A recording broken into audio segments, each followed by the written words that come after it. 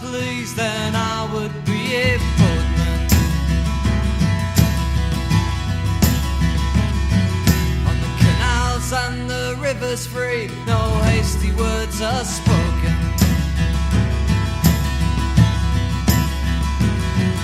My only law is the river breeze that takes me to the open seas. If I could choose the life I please, then I would be a boatman.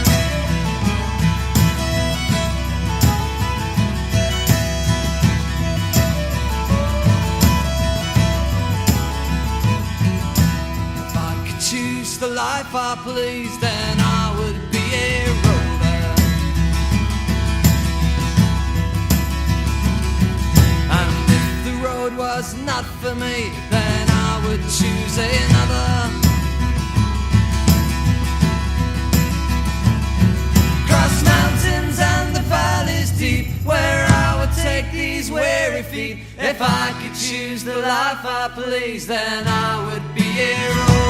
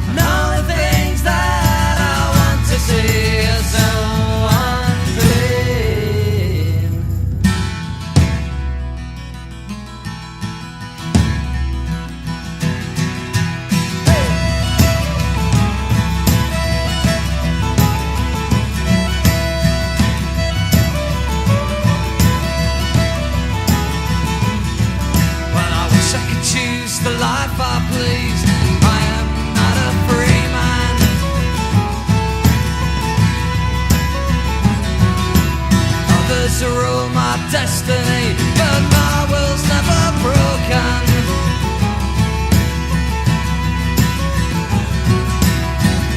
I know someday I will be everything that I dreamed I'd be. And when I live the life I please, then I will be a free man.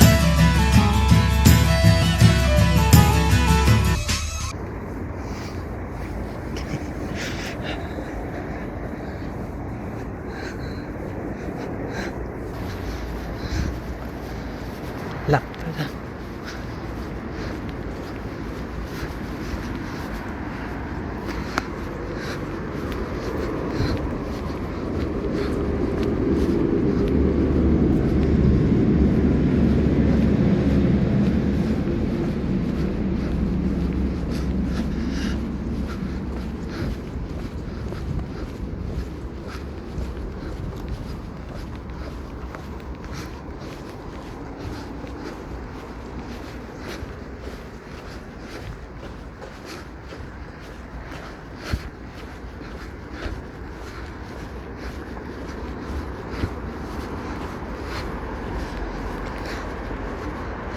That's how you get into it. I think it is the Bridgewater. Lampada.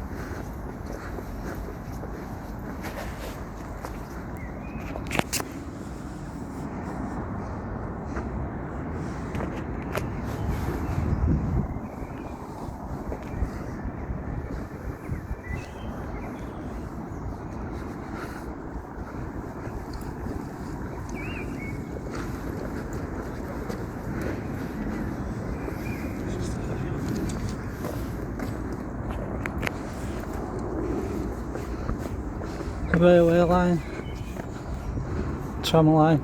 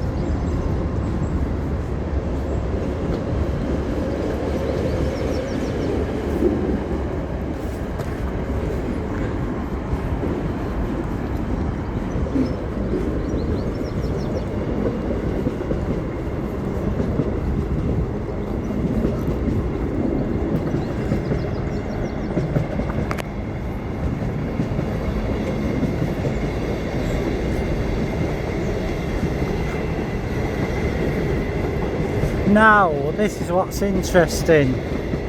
There is more or less every form of transport here. River, canal, road, rail. Okay. Yeah, and tram.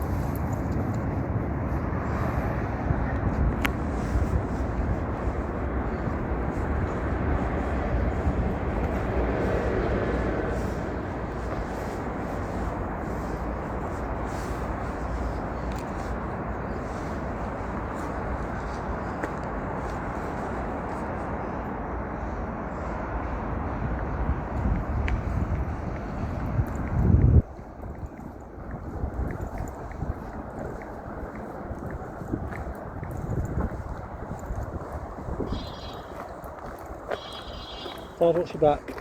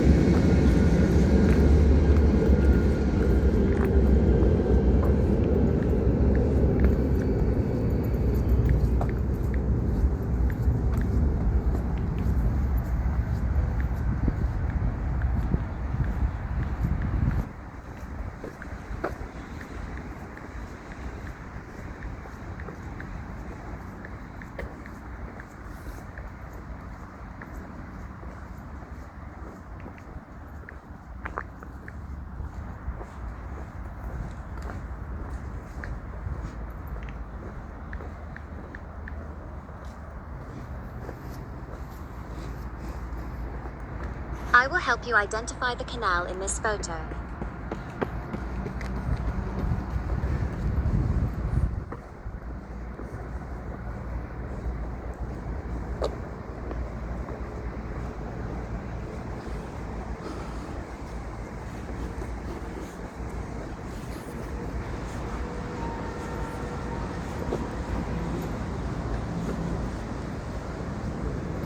It's the Bridgewater.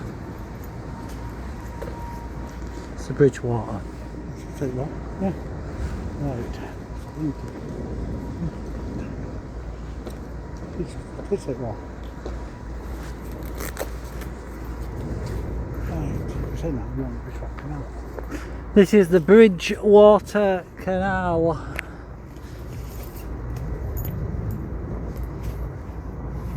This, back in the day, was a private canal owned by the Duke of Bridgewater. You had to pay a toll to use this canal, and this canal, as you was previously seen through the video series, links you to the Manchester Ship Canal, and also it links you to the River Win. The story of the Manchester Canals began with Frederick Egerton, 3rd Duke of Bridgewater, 1936 to 1803. In 1759, the Duke decided he was paying too much to transport coal from his mines in Manchester by horse and cart.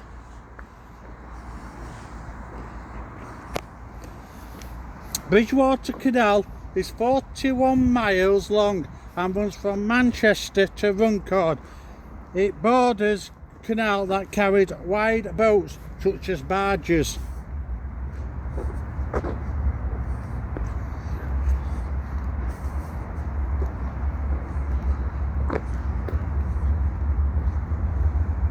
The Bridgewater Canal made so much money that other businessmen wanted a canal too. This started the great rush of canal building in Britain. 200 years ago, it was known as Canal Mania.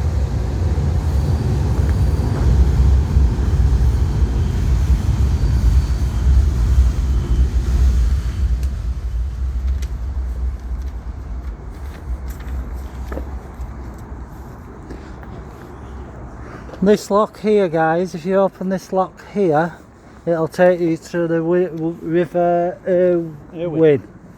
This lock here. And the Irwin obviously takes you to the Ship Canal.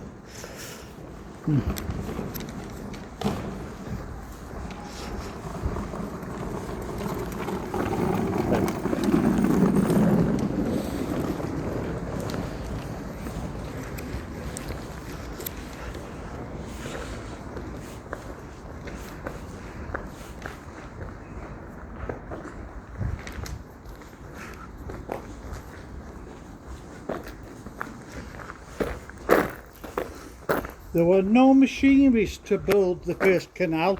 Men and some women called navvies, short of navigation, used just a pickaxe, a shovel and muscle power to dig through that very hard rock. By the time the Manchester Ship Canal was built, steam power cranes and excavators had been invented. Nevertheless, building canals was dangerous work and there were often bad accidents.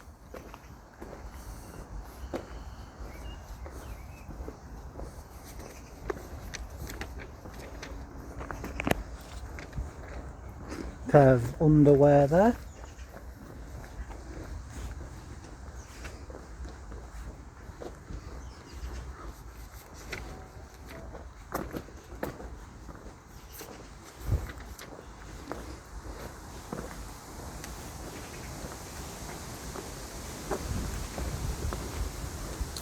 Waterways are one of the reasons why Manchester grew into the 3rd largest city in Britain. Canals brought coal, cotton and other raw materials into the centre of the city and carried the finished goods back to the seaports to be sold over the world.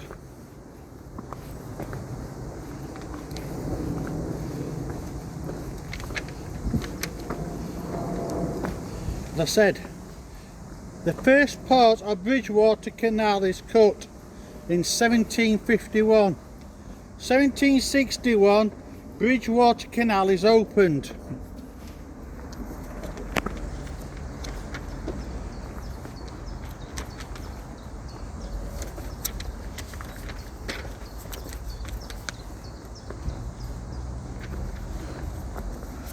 And as you see, they dock here because they don't want to pay the fees to dock in Manchester. That's all the part here for. Because they don't want to pay the fees.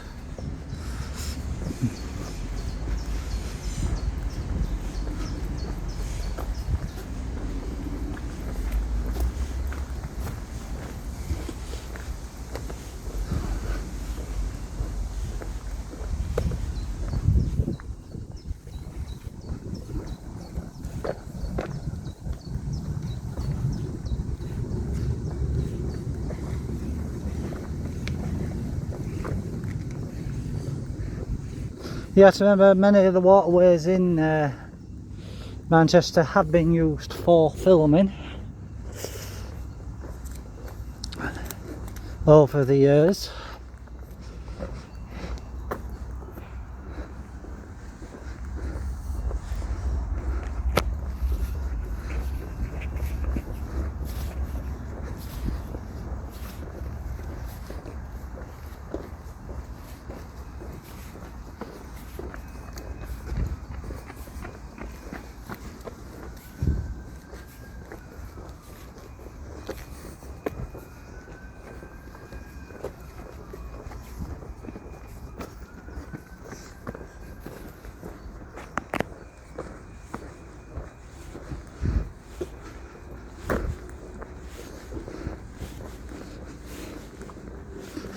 Also, you have to remember certain parts of the canal as well is actually safeguarded by heritage sites and also wildlife foundations, bird foundations as well. Yeah,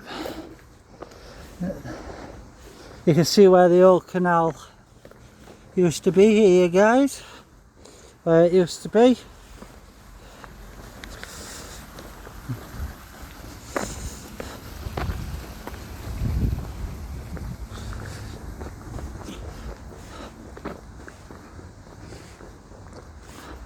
Of course, there is many of programme you can watch, people sailing along on the barges nowadays. This, you have to remember, that we're walking on used to be a private canal. You had to pay a toll to use this canal back in the day, and look how it is now. Filthy, grubby, and not well managed or kept anymore. We have a bike in this section here.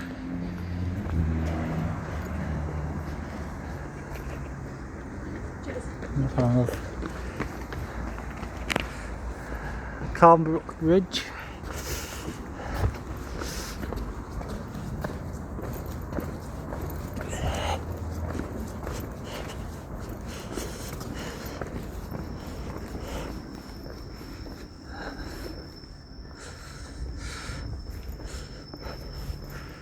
I said you had to pay a toll to use the canal, but just look how it is now, grubby, filthy, not well managed. But you also have to remember as well, it's actually the Canal and River Trust, which is a charity, mostly volunteers, but there is members that are paid to as well.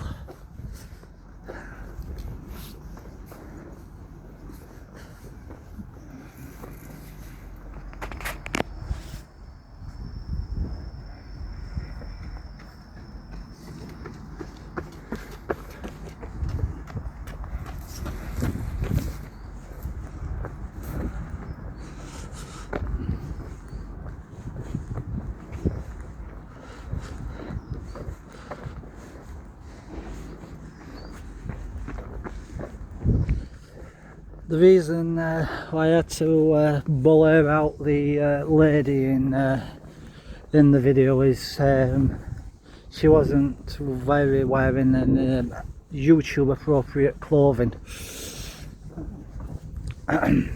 Each canal had to pass through someone's land. To dig a new canal needed permission from Parliament.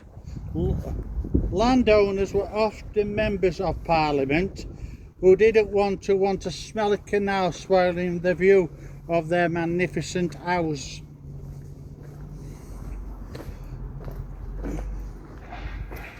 James Bringley, when the Duke got permission to build a canal, he employed James Bringley to plan. The first part of the canal was opened in 1761 and completed 5 years later. Thank you.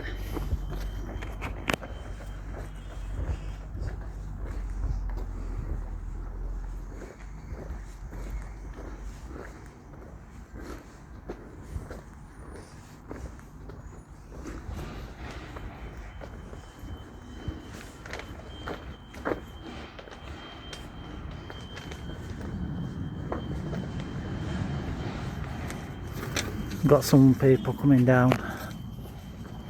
As you see, there's no rail, so you have to be careful with people approaching you, because they won't care in Manchester, they'll just push you in. Same in Salford.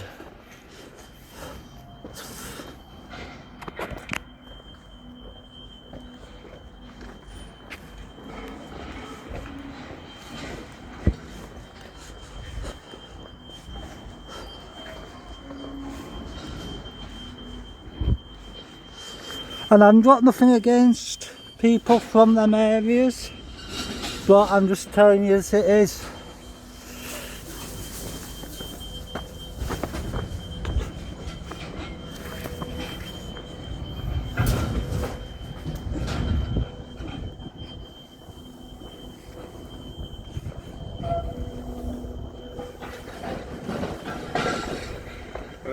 Right.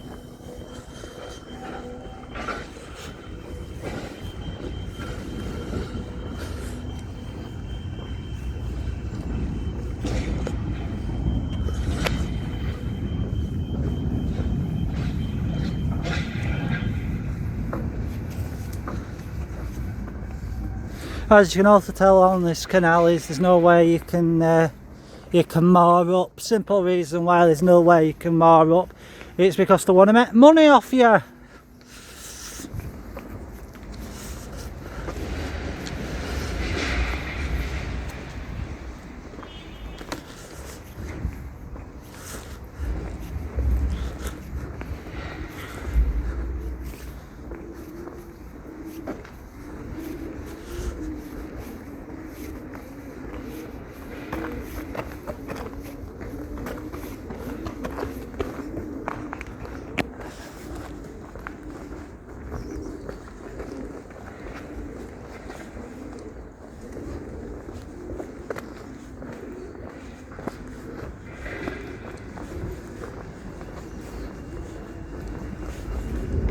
I can see a lot of your waterways have been abandoned and not really well kept anymore. You'll also notice that Manchester really doesn't have any barge boats going along the canals due to the problems of what's happening in Manchester around drugs and crime. Lots of all, Matt. Yep. I'm sorry to say, but if you're going to want us to speak about an area and say good points about areas and you don't like the negative points, all I can turn around and say is do something about it. That's all you can do. Do something about it. If you don't like people speaking about it, do something about it. When I was at Castlefield,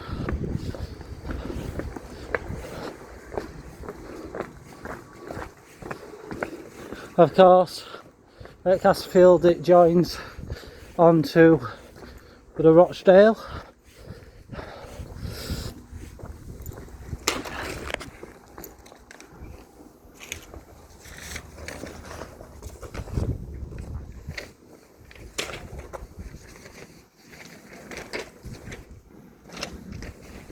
So we're seeing Castlefield, so I'll end this section here.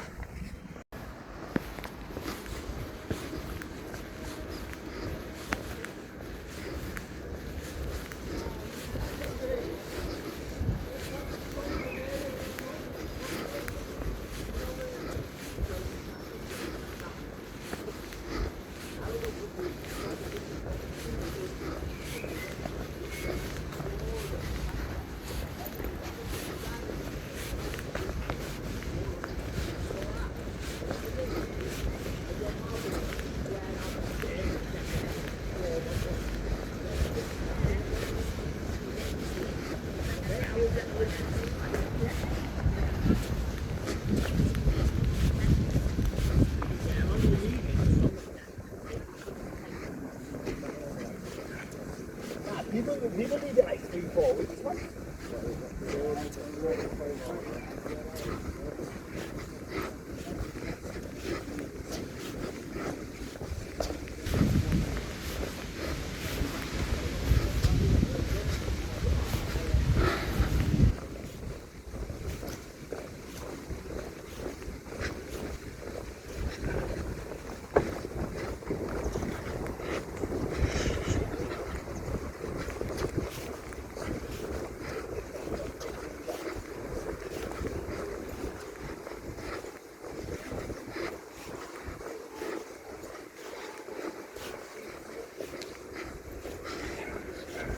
It's in Castlefield.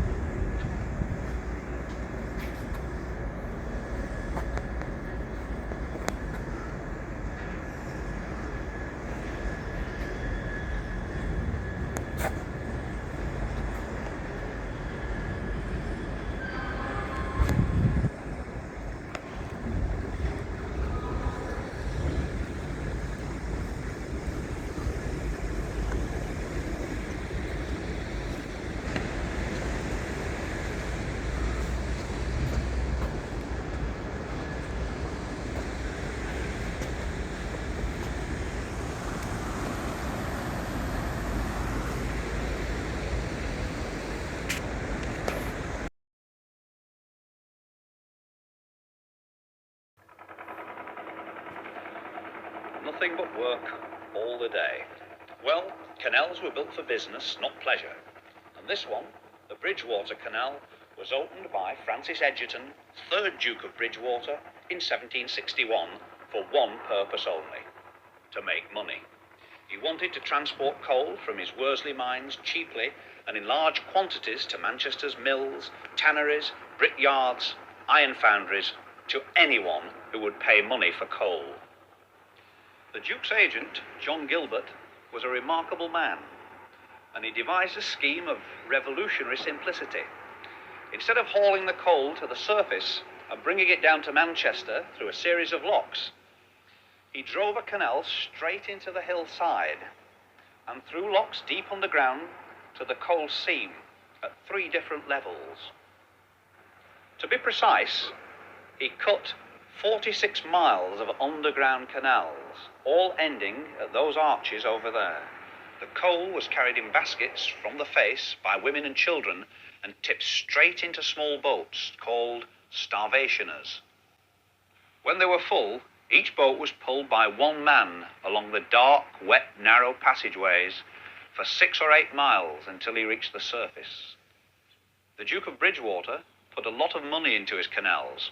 He was a man of vision and saw tremendous possibilities in developing markets for his coal further and further afield, and in introducing a trade in return cargoes to Manchester. Vegetables from Shropshire, salt and cheeses from Cheshire. But the staple cargo which kept this empire of inland waterways going was coal. No more coal coming out of Ellesmere Pit near Manchester. Today, Ellesmere is a pumping station.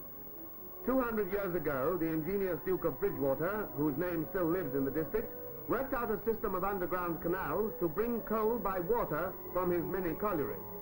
The canals are still there today. One section runs under the area headquarters at Walkden.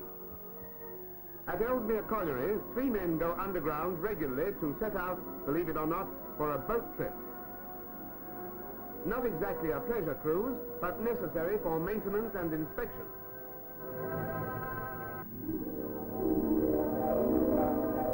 Hundreds of feet below the ground, they come into a vast man-made cavern and step into one of the flat-bottomed boats that are used on the waterways, boats that are smaller editions of the barges used by the 18th century miners.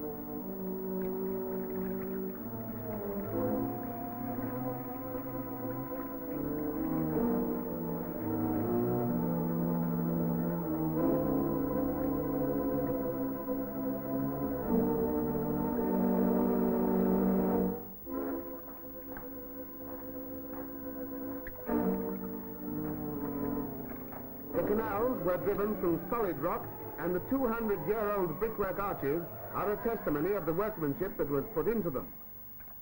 A local man, Jimmy Stowe, and 2 Yugoslavian miners, Glisho and Nena Bujakovic, form a 3-man inspection team.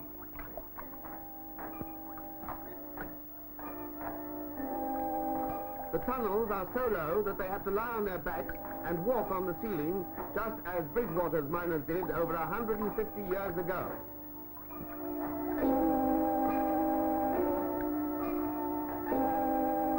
If the water level is below this marker post, the boats won't travel. If the post is covered, then there wouldn't be room between the water and the roof. In the old days, a man would lie on his back for hours, leg-weary, walking upside down on the rock to get the coal through stretches of canal that extended 15 miles. The iron rings in the roof were for men to haul the boats over the sections by rope or chain. Although the coal-winding days of the canal system are over, they still have an essential importance to the collieries around Manchester. Every day, over 1 million gallons of water is pumped into the canal to drain off the present-day workings at the big collieries nearby. When the inspection team comes out into daylight once more at Worsley, they'll have satisfied themselves that all's well. At Worsley, the old canal joins up with the one still in use for coal traffic. Here, too, the coal board has a boatyard, and the surface canal system is as busy as it ever has been. Back into the present day from their trip into the 18th century, 3 tired and dirty men set off to make their report.